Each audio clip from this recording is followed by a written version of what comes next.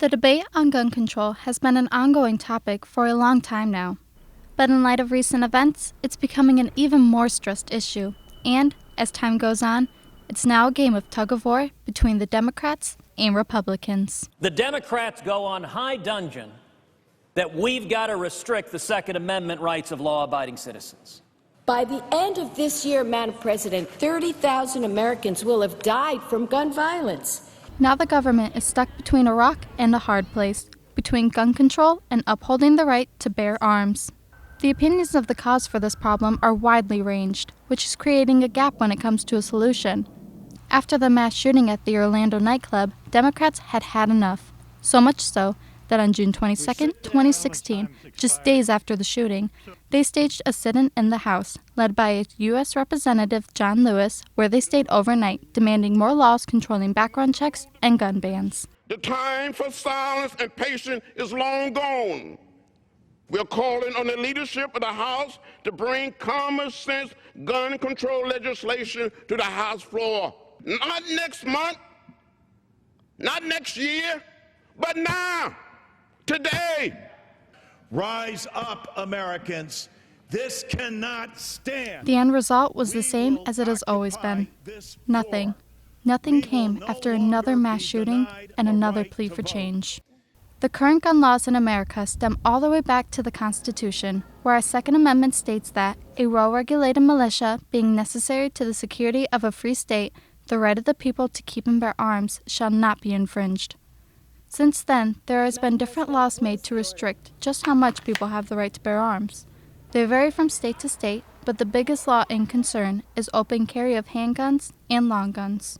There are 31 states that allow open carry of handguns without any permit or license, 15 that require a permit, and then there are 5 states that completely prohibit it.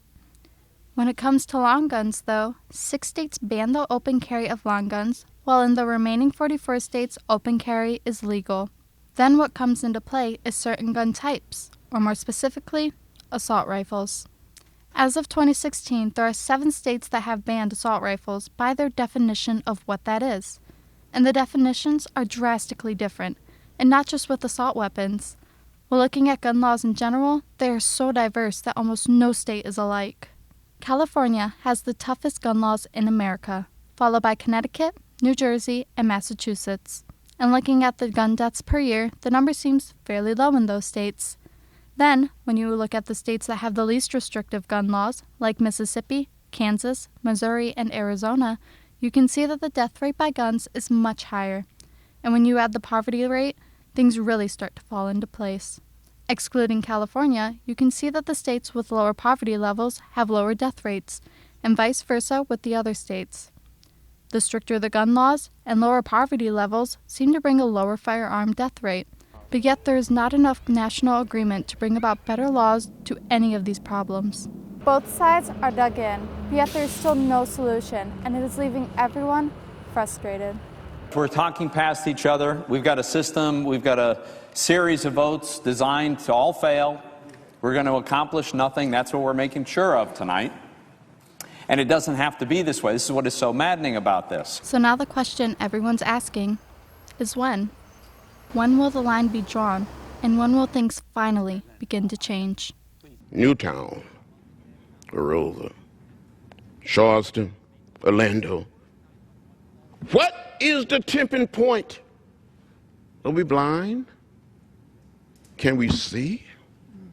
How many more mothers, how many more fathers need to shed tears of grief before we do something? We cannot continue to stick our heads in the sand and ignore the reality of mass gun violence in our nation. All hands are on deck for what may come out of this fight on guns.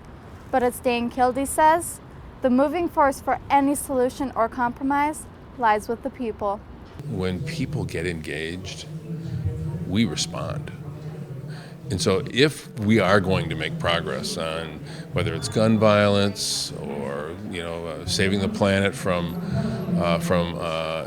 global warming, it's going to be because citizens activate themselves, that they get on the phone, they talk to their representatives, they don't sit back and be quiet.